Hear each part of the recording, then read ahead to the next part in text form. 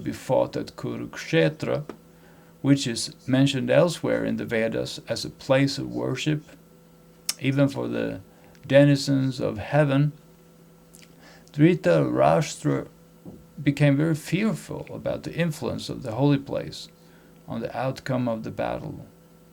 He knew very well that this would influence Arjuna and the sons of Pandu favorably, because by nature they were all virtuous. Sanjaya was a student of Vyasa, and therefore, by the mercy of Vyasa, Sanjaya was able to envision the battlefield of Kuru-ksetre, even while he was in the room of Dhritarashtra. And so, Dhritarashtra asked him about the situation on the battlefield. Both the Pandavas and the sons of Dhritarashtra belonged to the same family, but Dhritarashtra's mind is disclosed herein. He deliberately claimed only his sons as Kurus, and he separated the sons of Pandu from the family heritage.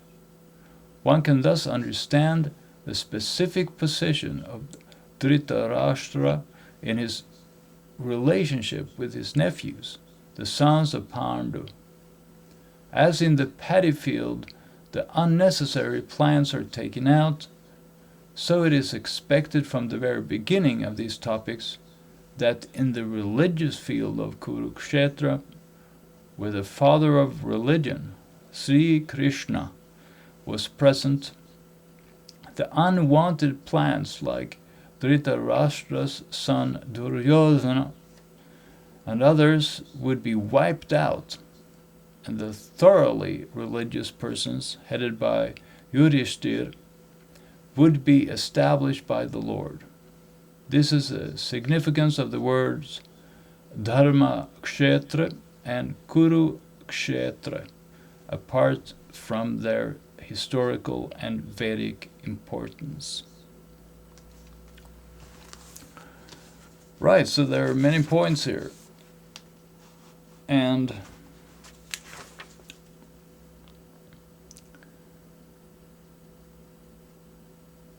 Prabhupada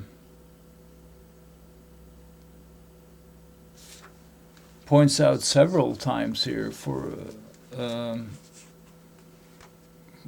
the person who perhaps is not from the land of Bharat, not from India, that Kuru-ksetre is a place where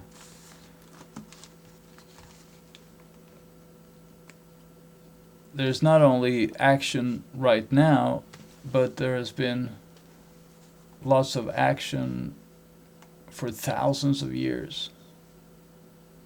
So this is not a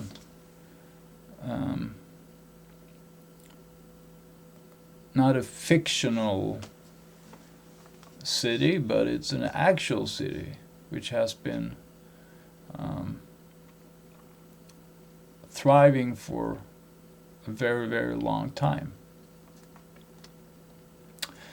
Another point that Prabhupada does not talk about in this verse is the simple statement that the Gita is an actual historic account.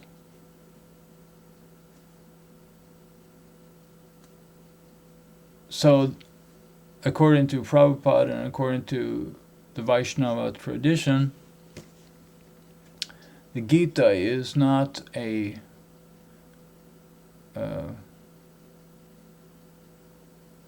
collection of myths, or it's not mythology. It's not some fictional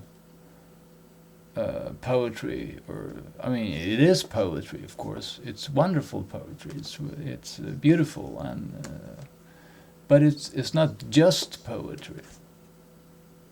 It's history and science, or perhaps not science in the modern sense, but it's poetry and philosophy and beauty, aesthetics, and everything in one. So I think it's very important to have in mind here that it's not a concoction in the modern sense of a new what should I say, some new like fantasy story, like Fantastic Four or Spider-Man, or it's not like that. This is real stuff. So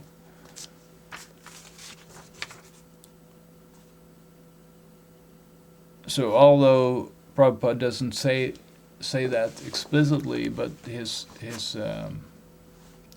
talk about kuru-ksetre and all that, and its historical significance and its significance in the Vedas and with all that. So it is, I think that's clear then. All right, so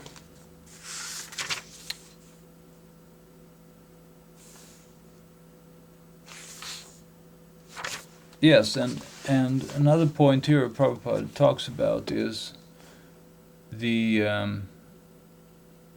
it's a theistic science. It's this Gita here is a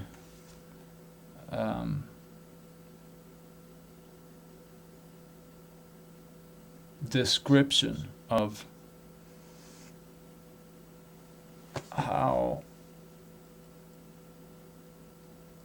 what God is and what God recommends us to do. So in that sense it is a theistic science.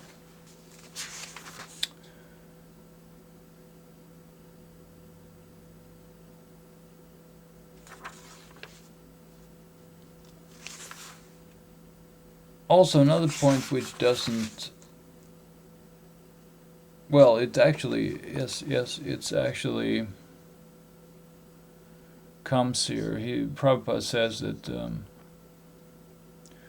first of all, one should read Bhagavad-gita very scrutinizingly, very, very carefully. We should dive into it, and you should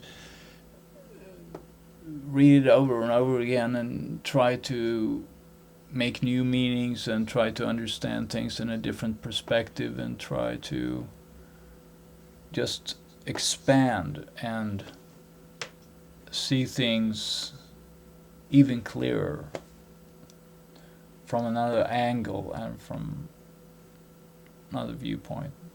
So we should do that, and we should memorize verses, and we should learn all these things. So that's very nice. But the point he's trying to make is that in that process of trying to understand the Gita, you should try to, or not try to, but you have to have, you have to have a person who is a devotee of Krishna. If you don't get a person who is a devotee of Krishna, then you will not understand Krishna.